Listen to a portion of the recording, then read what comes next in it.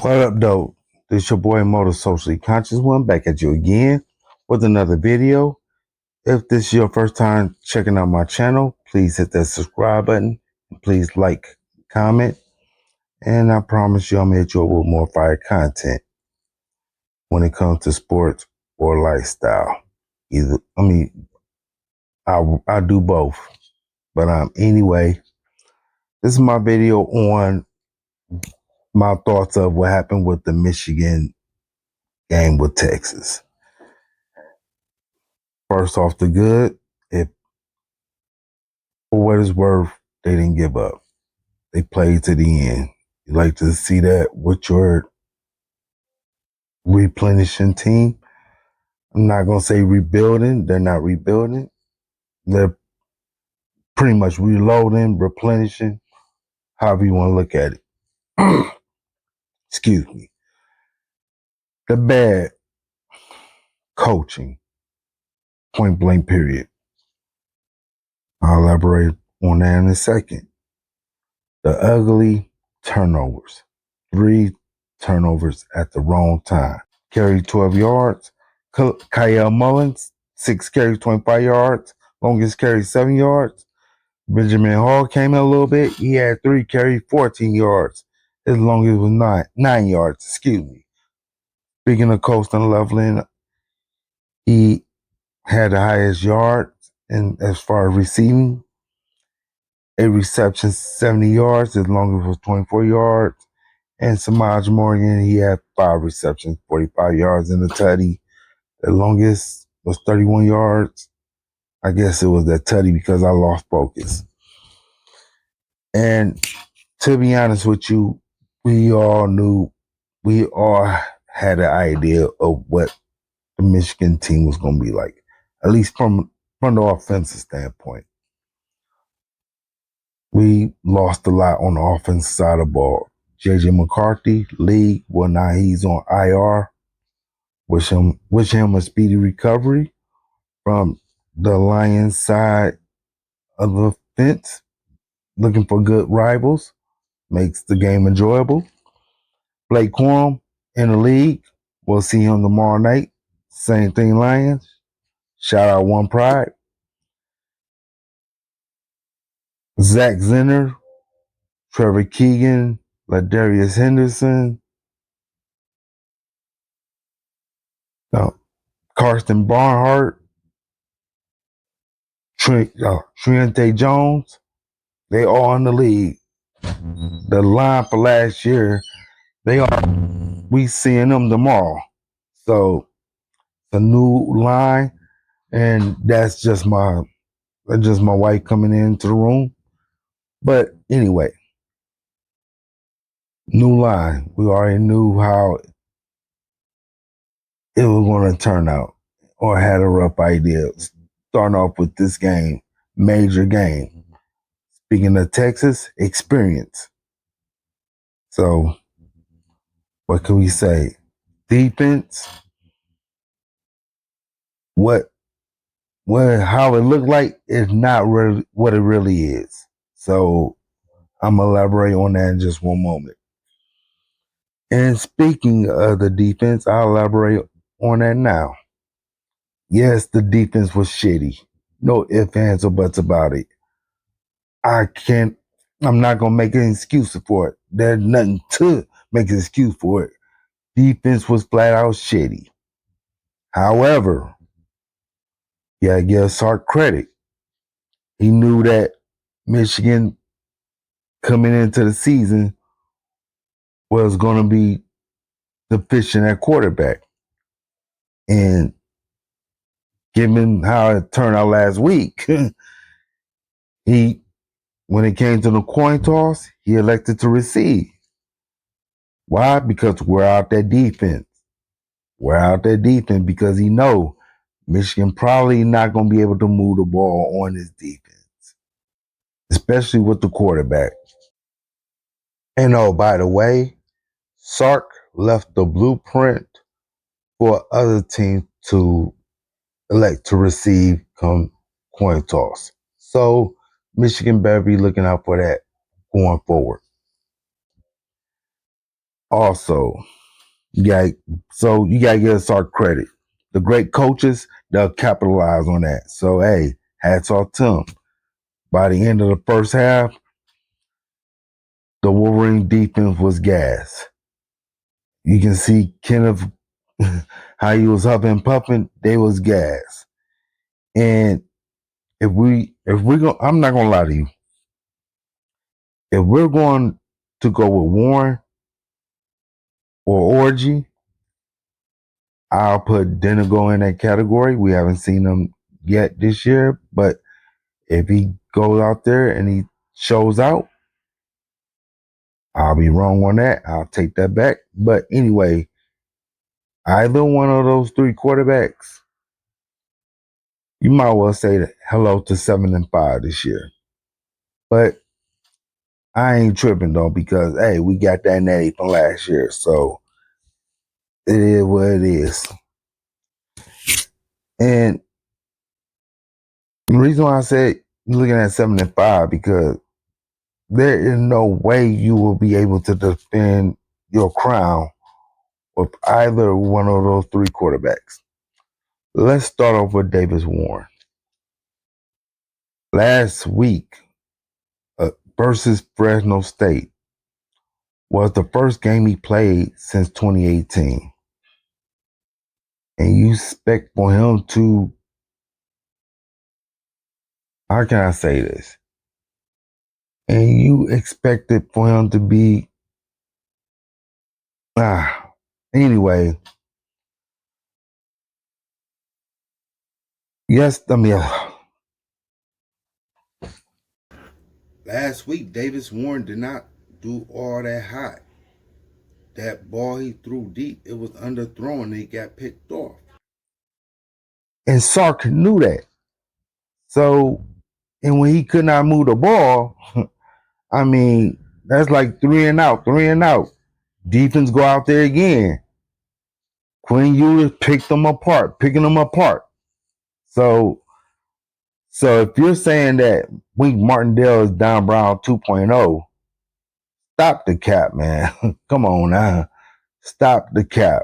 Yes, like I said, the defense was shitty. However, what can you do when you out on the field for damn near for over the first half? So, I mean, so you gotta give hats off to Sark for scouting perfectly on that. The coaching, I mean, I know new coaching staff pretty much, so it's just a learning lesson. Sharon, Coach Moore, take this as a learning lesson. You already know that the media, they is going to eat this up, going to call for a shitty Monday. Expect that. So it is what it is. Content creators, whether YouTube, X, don't get me started on X, dealing with Justin Spiro and Daily MSU. You already know the characters over there. And yeah, they going to eat this up. So expect that coming down the pipe.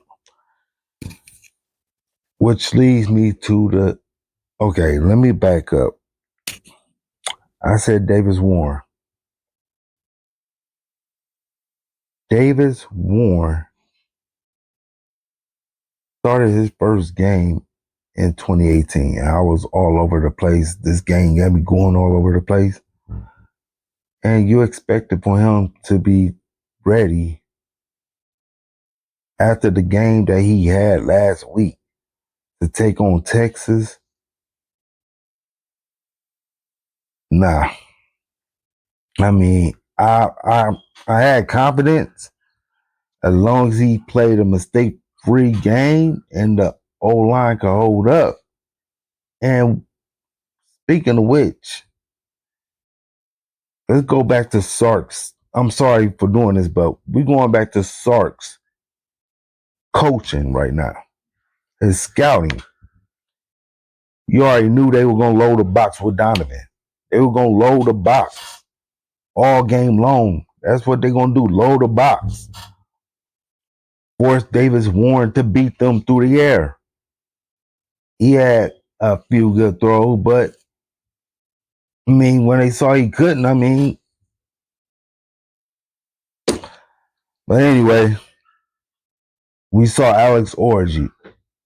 That one play he was in, he never came back out. Last week, he had that duck throw.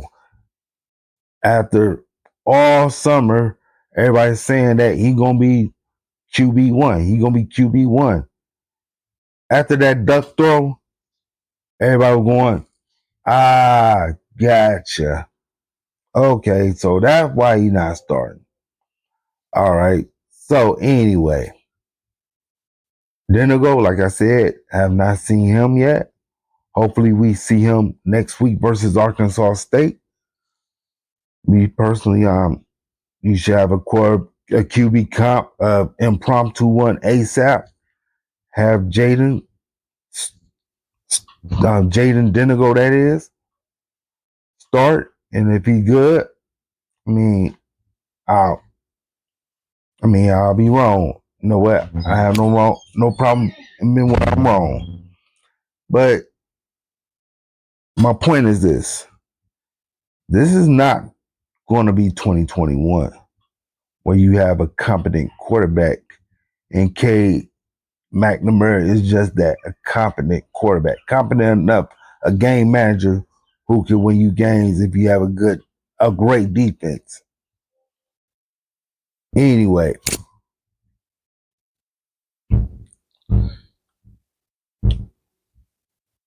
the historical quarterback culture.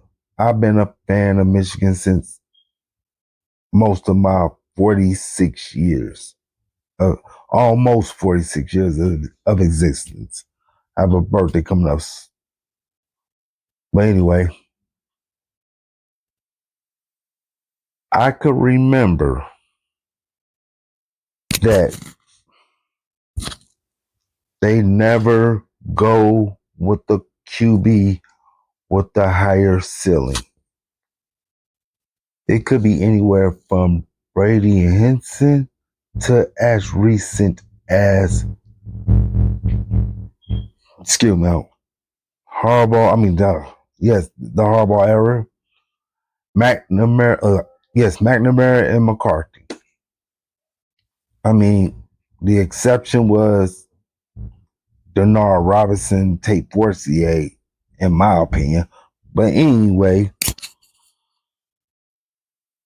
since this is Sharon Moore's program now,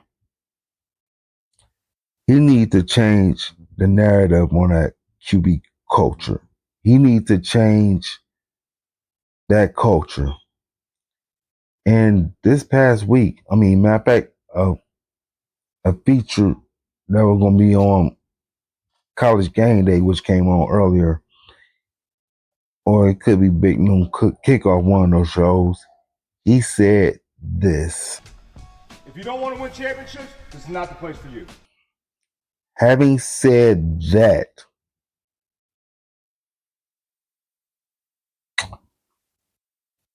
I said 3 quarterbacks. Notice I did not say a certain quarterback. I said Davis Warren. I said JADYN Denigo. And I said Alex Orgy. I did not say Jaden Davis. When it comes to Mr. Jaden Davis, Sharon Moore must rip the goddamn Band-Aid off when it comes to Jaden Davis. And I have my reasons. And reason 1, I'm looking at my notes here. Give him valuable reps that will help him with development and in-game situations. Put him into the fire. Get him to learn. Get his feet wet. Get him out there, see what happens. In my opinion, he's the highest rated QB coming out of high school for a reason. I mean, give that kid a chance, see what happens. I mean, he could pull you out some wins. I mean, come on. I mean, the skill set is there because, like I said, I could be wrong with Denigo, but need to get that kid out there and see what happens. Starting with, it need to be next week, and by doing that, put you in better standing with recruiting. That is probably one of the key reasons why you didn't get Bryce Underwood among NIL. Excuse me. My tongue keep getting twisted. Work with me, please. Yeah. It will put you out there with quarterbacks. You starting a freshman quarterback starting at the University of Michigan. The high-end 4-star, 5-star QB recruit. They could take Michigan serious as far as being a serious contender for their services. Last but not least, if you have any, and I mean any aspirations, I elaborated on this a little bit not too long ago, but if you have any aspirations of defending your title, going with JADYN Davis, in my opinion, will be your best option because Davis Warren, he's not going to help you beat USC. And speaking of USC, they will have 2 weeks to prepare for you after they play their game versus Utah State tonight. So in 2 weeks, USC will be looking to make a statement, as is Washington in 4 weeks and home in the College Football Playoff Championship rematch in Oregon, November 2nd at the Big House. And not to mention, we still have that trip to Columbus, November 30th. So there could be potential for losses unless you rip that band-aid off with JADYN Davis. So in the end, yes, we got our asses kicked, but hey, it's the second game of the year, and it's time for Michigan to adjust. And for those of you hating ass fans, of those hating ass rival fan bases who accuses Michigan of cheating, you know who you are. I have a question for you. First question is for my friends in East Lansing who were born after the year 1978. Have you ever seen your team, your college football team for that matter, celebrate a natty? Asking for a friend. And for my lovely friends in South Bend, same question for those of you who were born after the year 1978. You do know we have one more national title than you do, right? Just saying. By the way, how did your game go with a certain team? Asking for a friend. Lastly, I definitely cannot forget about you Buckeye fans. There's a lot of you who thinks that Michigan has cheated, especially from this week. Question for you.